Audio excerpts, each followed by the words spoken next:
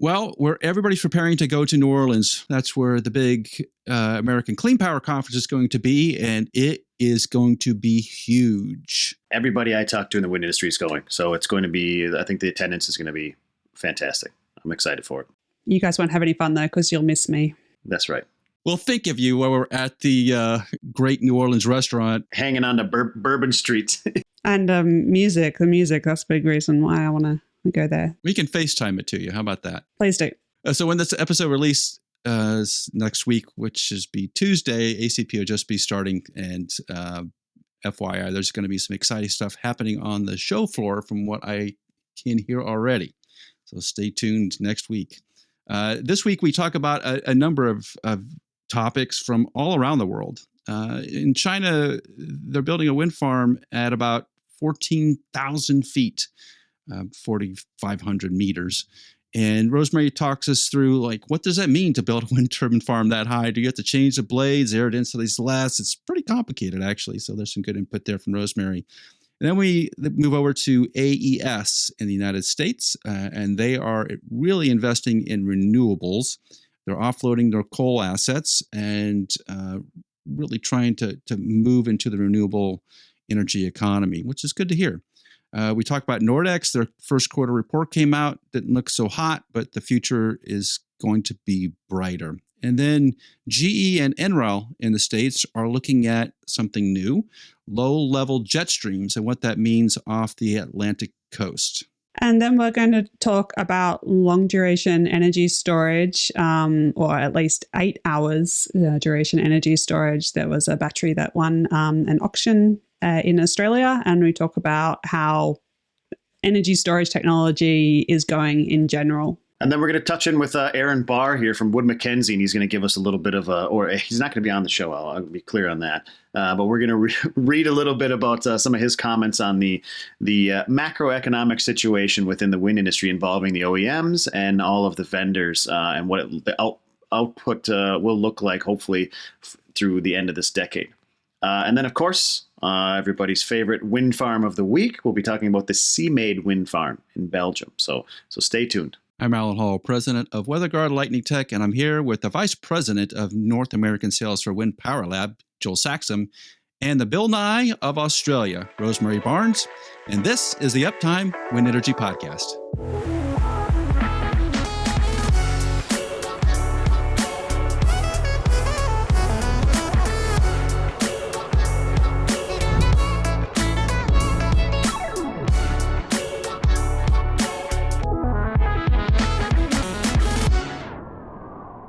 Well, we've all seen wind turbines up on ridge lines and in high altitude places, at least in the States. When you consider high altitude in Massachusetts, we're talking about 1,000 meters. That's what's considered a mountain in Massachusetts.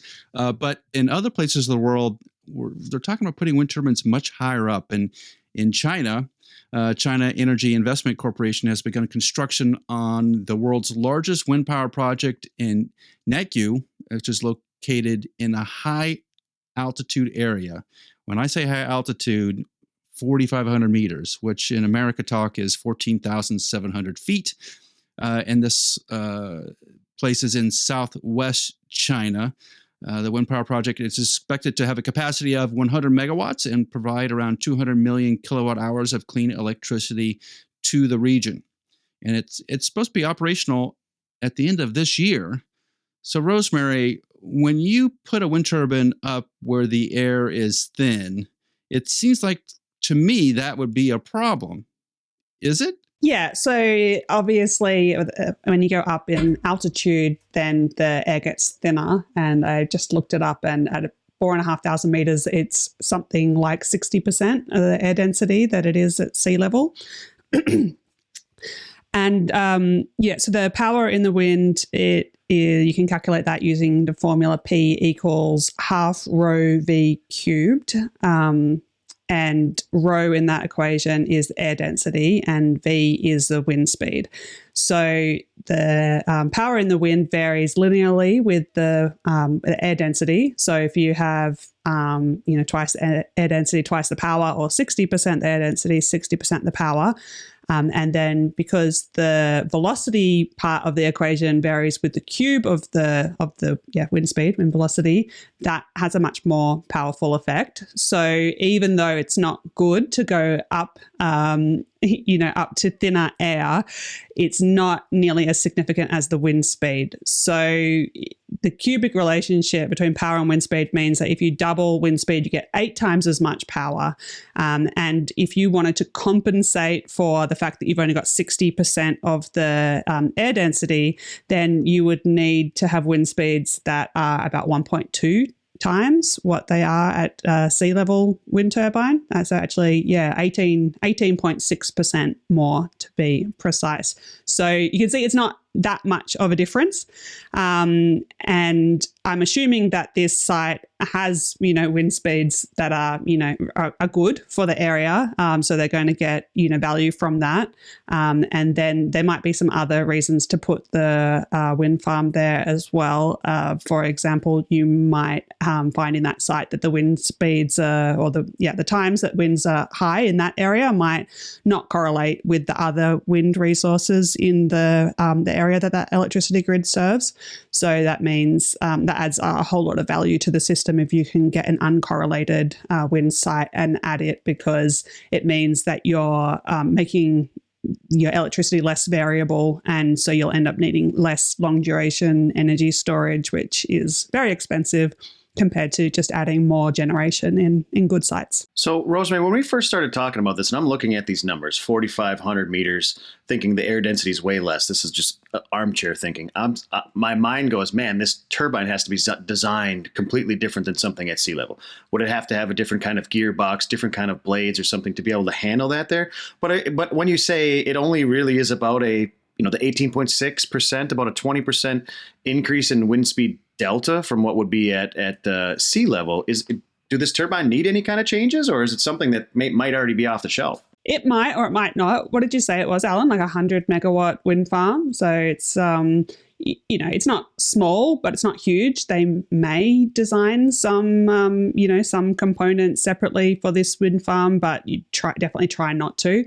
When I was working at LM Wind Power, one of the things that happens quite often is because, you design a blade for a wind turbine for a customer, and that's designed to withstand a certain set of loads. But the turbine manufacturer doesn't know every single site that they are going to want to sell it to. So from time to time, they'll have a new big wind farm that they want to be able to sell a turbine to, but they have to submit new design loads, and we would run them and check if the blade could operate as is within the blade certificate would still be valid at this new site. And if not, then if it was tempting enough prospect, this new wind farm, then you could actually make a new version of the blade. So you add in a couple of extra layers of glass or carbon fiber at some critical places, and now this blade is strong enough for the new loads.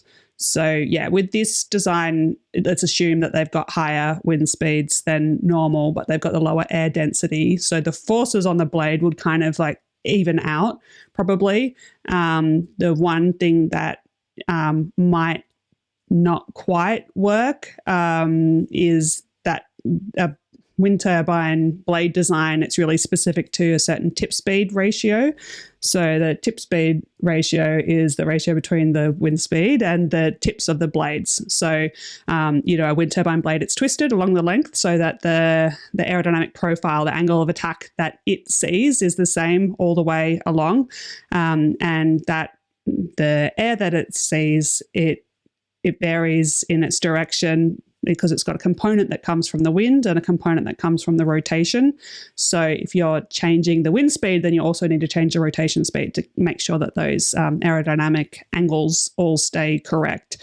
But I doubt that the wind speed would be so different that you would be operating on, such a different tip speed ratio that you would actually warrant, change in the design of the gearbox or anything like that. I'd be highly surprised if that was worthwhile. So what we've been talking about here, of course, engineering theory, which is has to be the basis of a wind farm before it starts, right? And then once you get past that, we go into the development decisions and how those go forward. The next step of decision making is operations and maintenance. How are we going to run this thing? So when I look at this wind farm at almost 15,000 feet of elevation, who's going to go up there and maintain this thing, right? I think the highest I've ever been in like Colorado is about 13,000, maybe 13,400 feet or so. And I remember walking around kind of like on the top of this mountain in the summertime being like, man, it's tough up here. Now you're going to go another 2,000 feet plus higher than that. And you're going to have to do all the regular maintenance activities. You might have rope access people up there. You're going to have the whole construction crew, you're pouring concrete, all kinds of different things. And then for the life of the wind farm,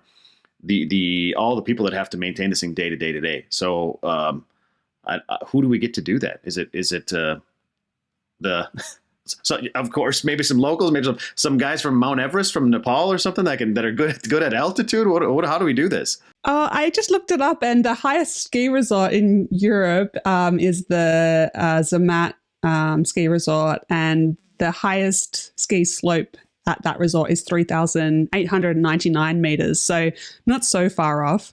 I don't think it's the, kind of height that 4,500 meters for this wind farm, and then, add 100 and a little bit for the, for the wind turbine tower.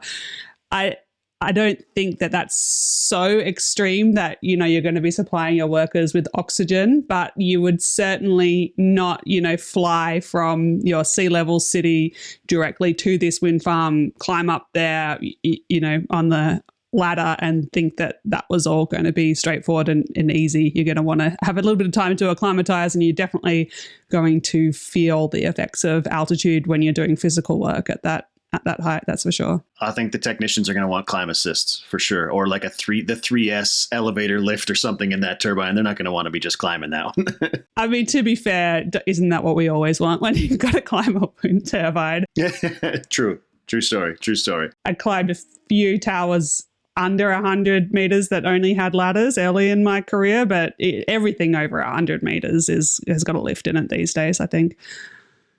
Not that you can avoid, some clambering around on ladders and, physical work, dragging rescue kits and stuff into the hub or the blade if you're up there. So it's not easy, but I at least hope that, the poor workers at this wind farm are not going to be climbing up and down ladders. Well, over in America, we've had some actually good positive news for a change with AES Corporation.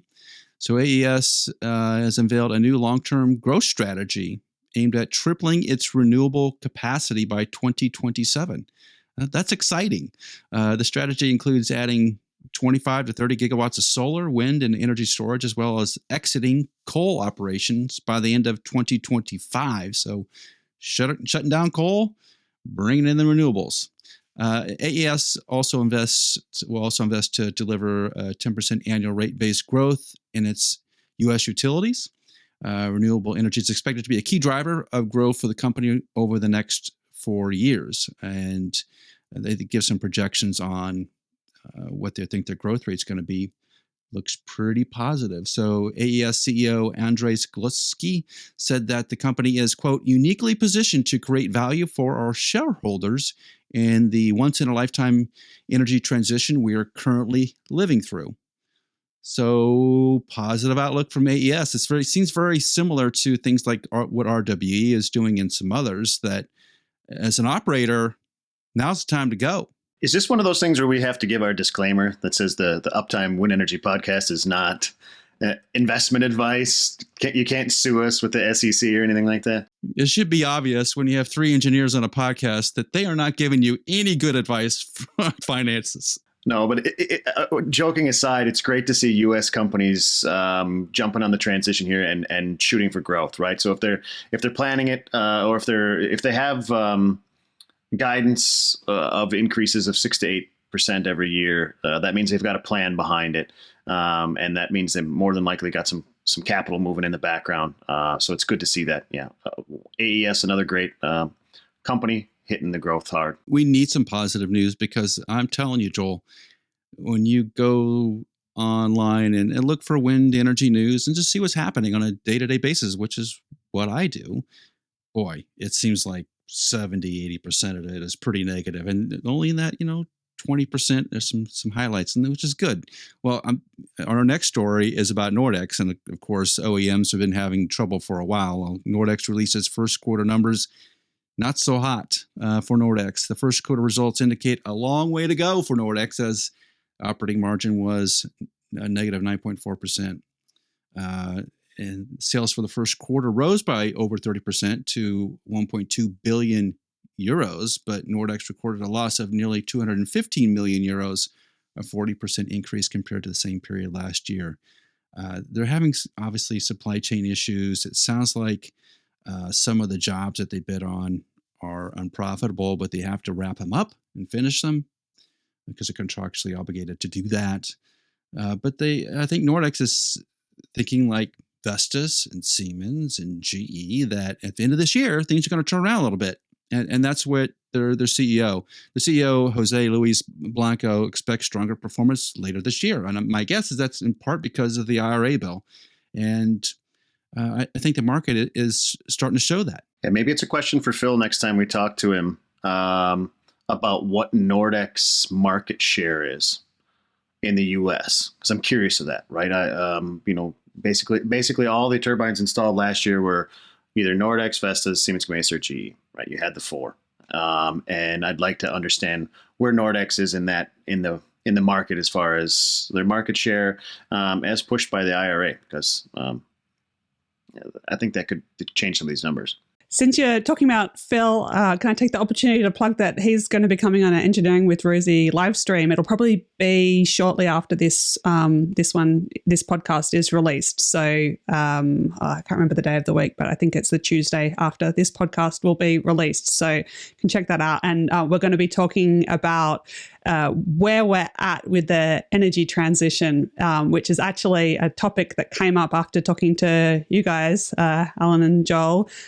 I think I mentioned in a podcast that, we need to get 90% of the emissions out of the electricity sector by 2030. And you guys are like, no way, we could never do that. That's not happening. So I mentioned at the time I didn't want to have that discussion without the facts to hand. And so, this is me gathering facts, because Phil at Intel Store, they have gathered data on the amount of wind, solar, batteries, even transmission, a whole bunch of different categories of infrastructure projects. And so, he knows how fast they've been rolling out, and they've got forecasts for the future. So we're going to talk about that and some of the obstacles that might prevent us from getting to that target in 2030. The numbers will tell the story. That's what we're looking forward to. Phil knows. Hey, Uptime listeners. We know how difficult it is to keep track of the wind industry. That's why we read PES Wind magazine. PES Wind doesn't summarize the news. It digs into the tough issues. And PES Wind is written by the experts, so you can get the in-depth info you need. Check out the wind industry's leading trade publication, PES Wind, at peswind.com. GE and NREL are working on, Rosemary, something called low-level jetstreams. And you say to yourself, what's a low-level jet stream? I had the same question. So low-level jet streams occur on the Atlantic coast of the United States, where we're going to be putting a lot of wind turbines out in the water. Well, evidently, based on the topology and the types of weather systems that happen along the East Coast, you're getting these close to the ground blasts of air. It's like similar to like when if you ever cross a jet stream when you're flying, you're at 30,000 feet and the airplane gets rocked and you're like, whoa, what was that? Well, you probably crossed a jet stream, right? Well, those exist at low levels also, and which is where GE and NREL have been focused on. So they're trying to understand what these low-level jet streams mean. And if you can imagine, they're going to create a bunch of wakes, and which means more losses and more loads on the wind turbine. So GE and NREL have been using basically simulations and supercomputers to look at the vulnerabilities there on these low-level jet streams.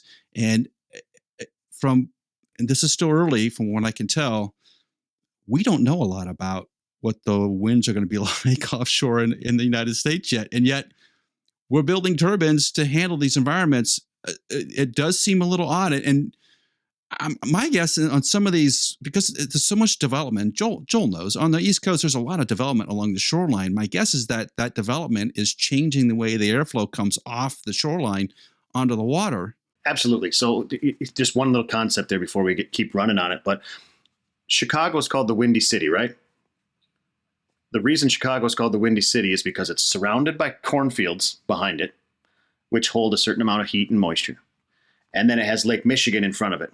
So you end up with this hot moisture here and Lake Michigan here. And then you have Chicago sitting in the middle. And Chicago holds way more heat because it's a big concrete jungle. So you have a heat mass, and then you have the cold mass of the lake. And that creates, it's almost like unnatural, independent weather patterns around the city of Chicago. The same thing happens on the East Coast, right? You have that mass of water right there. And then you have the mountains of, like, say, the Appalachian kind of chain there. And then all the cities that are along the coast. So immediately off the coast, you have different land masses of concrete and steel and asphalt and roofs of houses and stuff that trap heat during the day and keep the heat longer.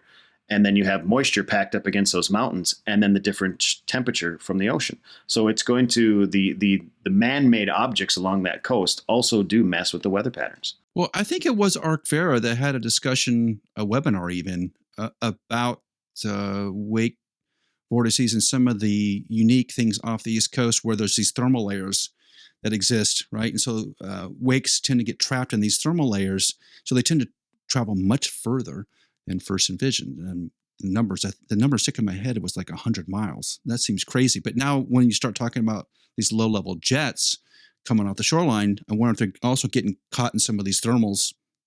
So now they're able to travel pretty far out. And Joel, I think you're right. So, man, it's very similar to what we see on some of the wind sites and onshore wind sites, where the predicted winds are X, and when they get the site developed, they're X minus 2. No one knows why, right?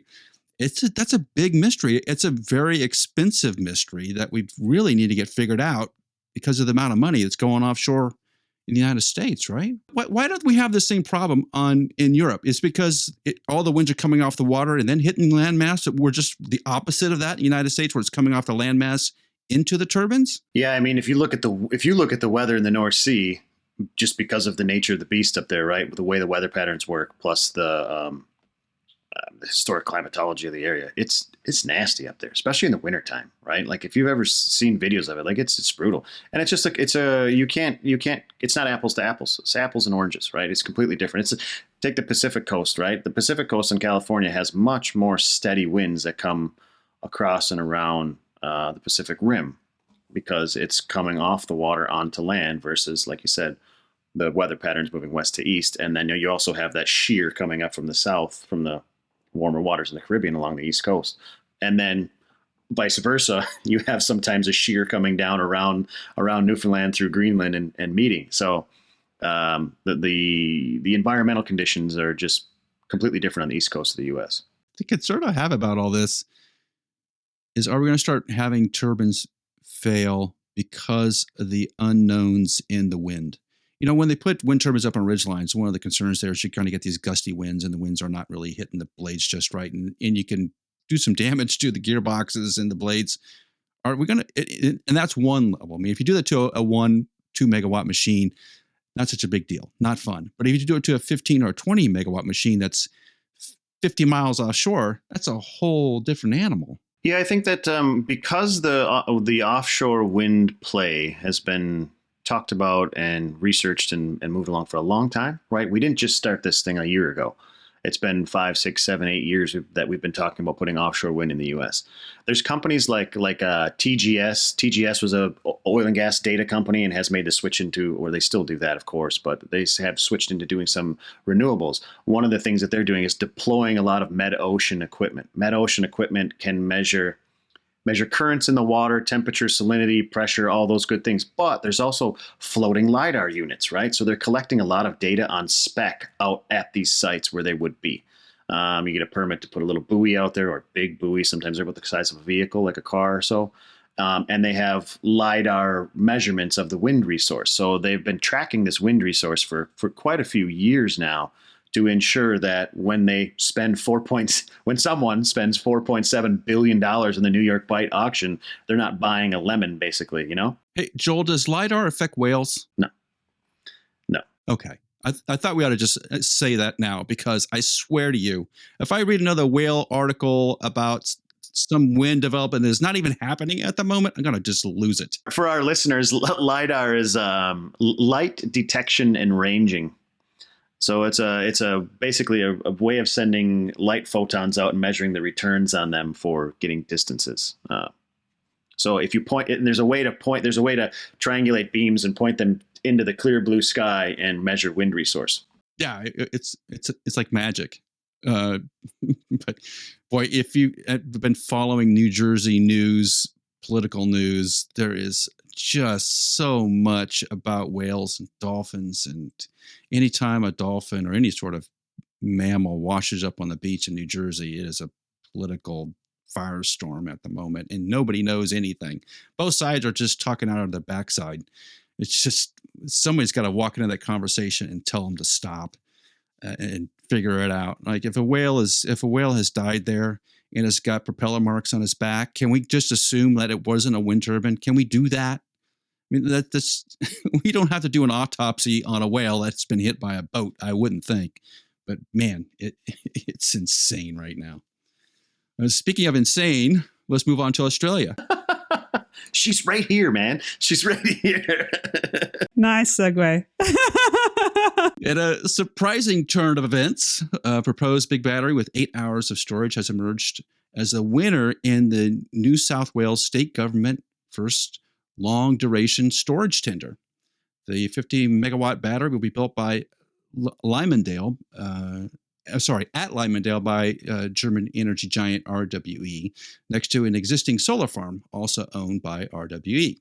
So this is really important because in Australia, there's a lot of pumped hydro projects for energy storage.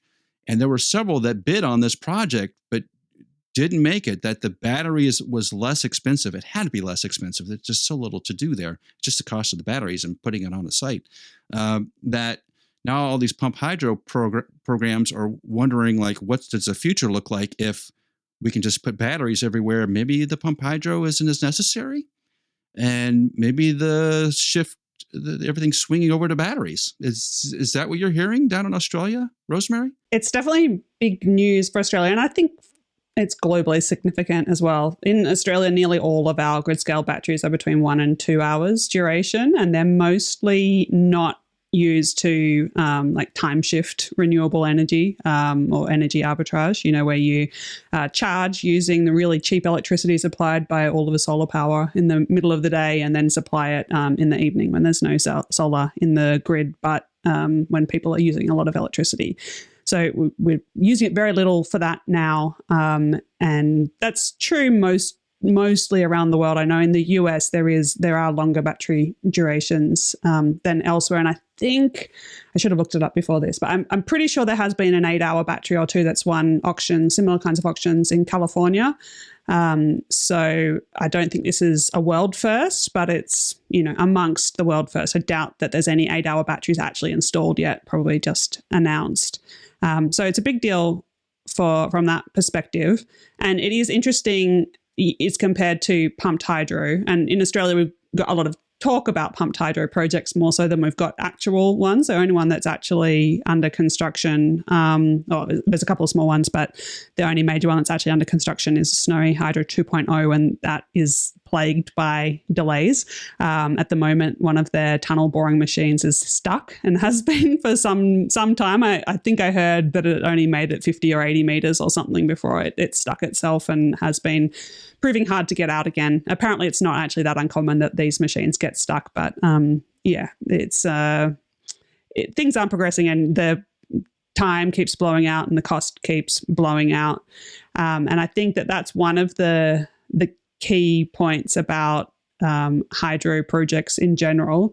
Have you guys read, there's this Danish guy, I think it's Flubyer, who's done a lot of research on mega projects, and it's been in the media a lot recently. I think he must have released a new article or something recently, but I've just got his book on mega projects on Kindle, and he has this nice table in there about where he sorts all of the different kind of infrastructure mega projects by category, and then looks at the cost overrun. And so the number one, like, worst category of mega projects that have the worst cost overrun is nuclear storage, which kind of makes sense. Mean cost overrun of 238%. Second is Olympic Games at 150% mean overrun, and 76% of projects have more than 50% overrun. And I think that one's kind of obvious too, because I think people purposely underbid the cost for Olympics, because otherwise you'd never get it. But so hydroelectric dams are number 4. 3 is nuclear power, 120% overrun. Hydroelectric dams, 75% mean cost overrun. And then you get all the way down to the end, and wind power, 13%, energy transmission, 8%, solar power, 1%. Battery projects isn't on there, but you can imagine that it's got a lot more in common with, a solar farm than it does have in common with a hydroelectric dam. It's a sort of project where you've done it once, you solved most of the problems that you're going to encounter in the next project. Whereas a dam or a tunnel or anything like that, you're going to have new problems arise that you can't foresee ahead of time. So I think that that's probably one thing in favor of battery projects. It probably has to do with capital costs too, right? Like if it's capital intensive, it's probably more accurate rather than like a pumped hydro dam. You have a lot of fuel costs, a lot of trucking, mining, a lot of dozer work, and a lot of that kind of stuff that can overrun quickly. Yeah, I mean, they're both pretty capital intensive, I think, but hydro more so, and you need a lot longer project duration to make those projects stack up. And one other researcher that I find his work interesting, it's Oliver Schmidt and his team. They do a lot of work comparing different energy storage technologies, and they've got forecasts for the future.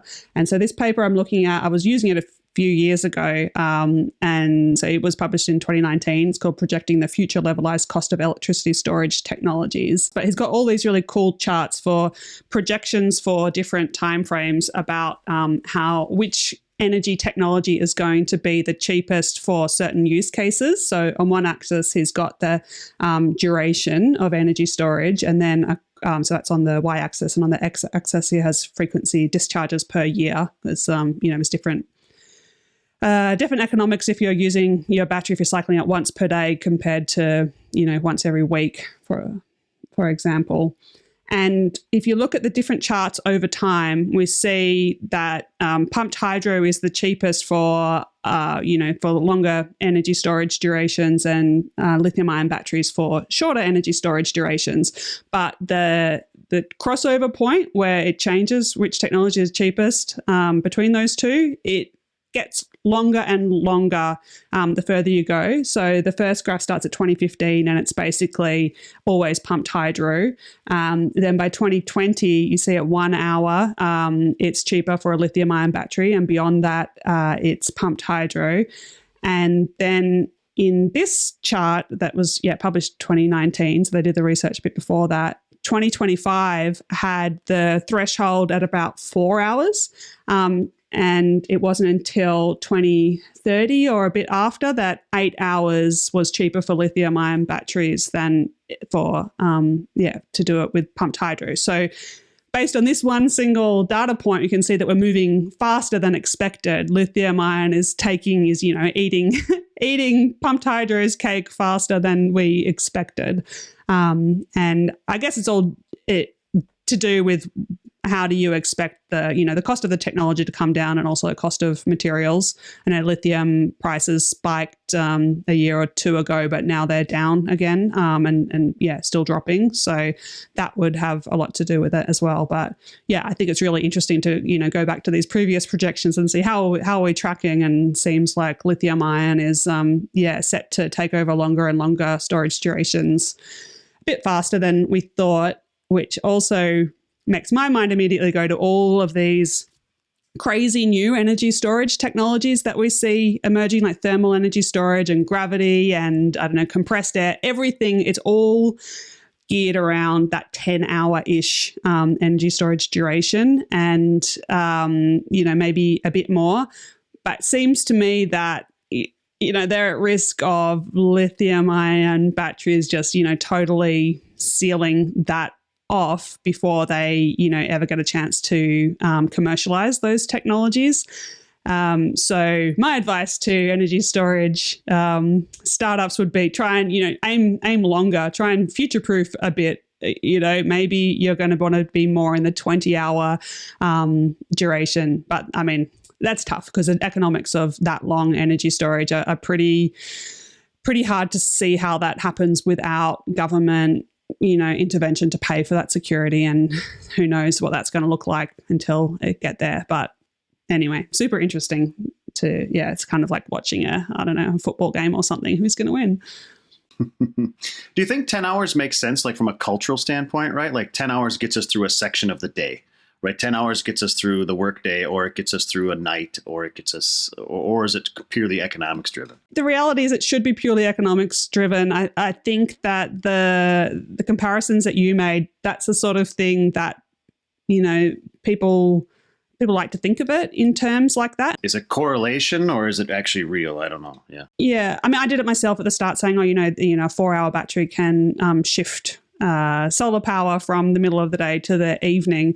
But in reality, it doesn't work like that. And you've got batteries doing, all sorts of, they do all sorts of crazy things with their operations. Actually, I saw a presentation last week or the week before at the Smart Energy Conference I was at by someone from Energy Synapse, and they had done some really good analysis on exactly how all of the big batteries, the grid scale batteries in Australia, how they're using their batteries. And that's how I got that figure of, most Australian batteries are between 1 and 2 hours. It was their research and analysis. And so I'm sure you can find that presentation if you search for it on their website. It's really interesting stuff. It's not like a 2-hour battery. It's not like every day you charge it and then discharge it 2 hours over the next 2 hours. You charge, hold, and sell a little bit now and then charge again, sell a little bit later, and you're trying to forecast the future. The battery operating system is probably like the most important technology in all of this, to be able to use them smart, given that we don't know exactly what the future is going to look like. So you're never 100% sure if now's the right time to charge or discharge or hold. Who has the best battery charge technology at the moment? Yeah, I don't know. I'm sure everyone would tell you that they did. I know Neoen, who did the first grid scale battery in Australia, would say that that's their core IP is the way that they know how to manage it. But yeah, I'm sure all the major players think they do too. I saw Energy Vault, that crazy gravity energy storage system. That's their IP that they're selling too. Outside of in China, they announced that they're doing an actual gravity installation, but all the rest of the energy storage projects that I've seen them announce in the last year have all been just straight batteries. And they're like, yeah, we know how to operate batteries because of our history in this space, which is, I don't know, a bit of a stretch to me because they haven't actually installed any of the gravity systems and used them for a long time. So where did they get that expertise? But the company is doing the most, that's actually producing batteries in a sense and monitoring batteries all the time and producing chargers so they know how people are reacting and how they're using them for, is Tesla. That company has gathered so much information about battery usage and how to charge and discharge a battery to maximize its lifetime. You've seen changes more recently in the way they're dealing with battery charging and discharging man, it's hard to think that Tesla doesn't lead that parade at the moment. But you don't see them winning everything. So give them time. They won a big one in California. A couple of years ago, they did that one in Australia. The Australian one, the first one, the Hornsdale Big Battery, it's a Tesla battery, but it was Neoen that did the project, and it's their battery management system or their trading platform on that. I'm like 99% sure that's true. But I don't think that's the case moving forward. Yeah.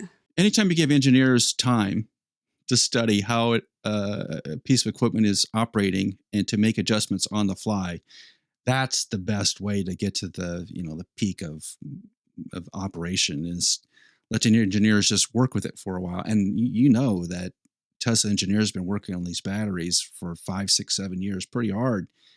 It just feels like they would have a lead in that space. I'm surprised other companies are trying to enter that space, because with all the AI and all the other crazy things that Tesla is doing, you're competing against a behemoth. Yeah, but I mean, it's not that other companies are trying to enter. Other companies have entered, and there's what's the Siemens one called? Fluence. I mean, they have got Siemens are no strangers to data collection and analysis and doing smart things with it. So yeah, that kind of makes sense as well.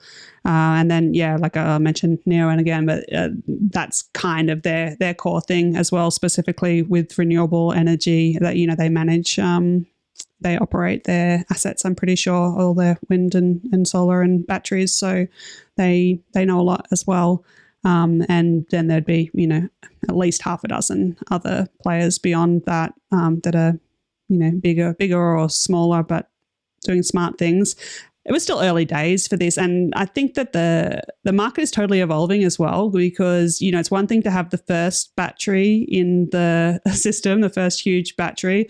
In Australia in springtime, you see wild fluctuations in electricity prices. They're consistently negative in the middle of the day for quite a lot of days in spring. They can go down to negative $1,000 per megawatt hour, and they can go up to over $15,000 positive, and you can get swings nearly that whole range within a day. So the first people to put batteries in see this like immense arbitrage opportunity to get paid to charge and then get paid even more to discharge.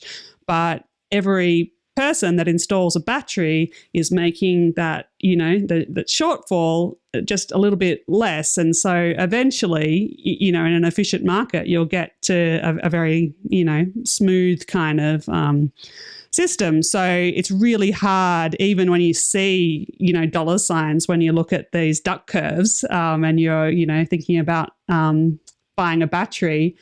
It's super hard to predict the future. You can say, okay, if we had a battery now, we'd be killing it. And I know it's also true for Europe. Battery projects that got installed before, the big Russian gas crisis and everything else, they really did crush their business cases over the last year.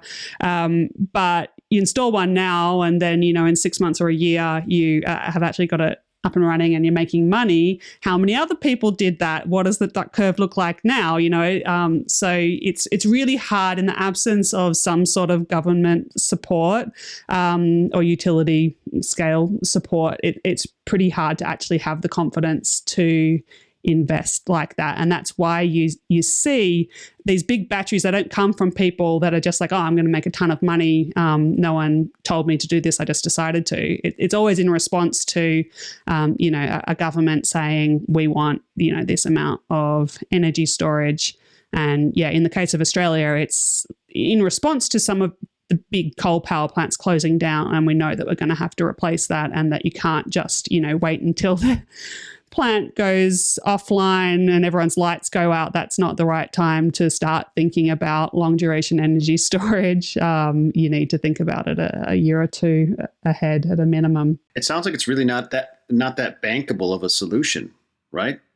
Like if the business case is dependent on outside factors, basically no matter what, there's not a whole lot of people that are going to take that risk on. I mean, there's whole categories of finance that are, that deal with these kinds of uncertainties. It's certainly not the only kind of, large capital intensive project where you can't predict 100% what's going to happen in the future.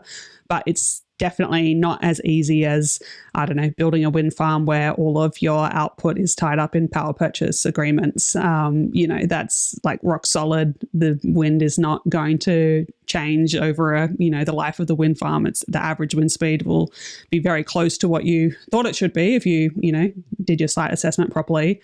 But you can't say the same for battery unless you've got, you can have a power purchase agreement from battery as well. And then you can, I guess, mitigate most of that. Get the latest on wind industry news, business, and technology sent straight to you every week. Sign up for the Uptime Tech newsletter at weatherguardwind.com/news. Well, there was a recent news article in which Wood Mackenzie contributed to, and it had to do mostly with the state of the OEM industry, wind industry, and where it is today, where it's likely to go in the future. And we all know that supply chain and inflation and interest rates and all the problems that have existed there for the last year or two or three. But I think people who are industry analysts are saying they're maybe turning the corner. And Aaron Barr, who is an industry analyst at Wood Mackenzie, had a couple of good quotes. And let me read them so we just can discuss them. Quote, the wind energy market is stuck in this very strange paradox right now. We have the best long-term climate policy certainly ever across the largest markets, but we are struggling through a period where the whole industry, particularly the supply chain, has been hit by issues that have culminated in destroying profit margins and running many of the top OEMs and their component vendors into negative profitability territory. That means everybody's stuck. He has a second quote. It just has to get over the speed bump, most of which is driven by supply chain issues. Quote, if all the players involved can make it through the end of this year, 2023, we think the future is bright for the industry. So Wood Mackenzie, who is on top of all the moving parts of the wind industry, is saying this year is not going to be so great. I think that's what all the OEMs are saying also. But Wood Mackenzie's looking at 2024, 2025 and saying that this should be a pretty dramatic turnaround because all the factors are in place to make it positive in 2024, 25. Joel, are you seeing some of the same things as Aaron Barr is?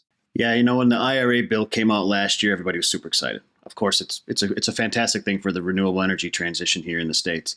And then like this December and stuff, I remember we were talking with some people. It's like, that just the IRA bill was signed. Why are they still reporting negative, profitability and a lot of red on their balance sheets? It's like, well, these things take time to move, right? The macro economy doesn't move like a bullet. The macro economy takes a little bit longer to respond to market conditions, and the market conditions that people want it, right? But now we've got the IRA bill in place. There's the ITC credits where you get 30% on manufacturing and some other things. So it'll take a little bit of time to get it going. But like Aaron Barr is saying here over at Wood Mackenzie, who does a great job with research as always, they're saying the wheels are starting to turn. Right, we're still kind of in the mud a little bit, and we'll be in the mud a little bit, but we'll come out of it hopefully Q1 24, and then through the end of this decade, it looks like it's going to be a profitable turnaround for all of these OEMs. And when the OEMs are profiting from the past, it looks good for aftermarket suppliers, their vendors, the whole industry. So as we are, we're constantly reporting on the news that's coming out. We don't make it; we just report on it. And like this week, Nordex's report wasn't too good. We hope that end of this year we'll start to look a little bit sunnier, and then next year and through the end of the decade, we'll be in the positive. My only comment about all this is that the wild card, at least in the United States, is the Fed. And if they continue to keep pumping up interest rates, that's a problem for the wind industry, and they need to pause for a little bit, maybe bring it back down, quarter percentage point would be nice. But they're really trying to tamp down inflation, and it just makes everything more expensive. Our wind farm of the week is Sea Made Wind Farm, which is about 45 kilometers off the coast of Austin, Belgium. Nice place to visit. CMAID is really two projects, the Mermaid project and the Sea Star project, and they obviously can join the names. The Mermaid project was 235 megawatts and the Sea Star project was 252 megawatts. That whole farm, the CMAID farm, has 58 Siemens Gamesa 8.0167 turbines producing 487 megawatts total. The site became operational in about 2020. It's cutting 500,000 tons of CO2 emissions, and it has several stakeholders in it: Eneco, Wind Belgium, Engie, and Otery. But Eneco purchases the power for the Belgian customers. So it's a really nice site. If you go online, it's pretty there. It's hard to describe. Like, these wind turbines are in a nice place.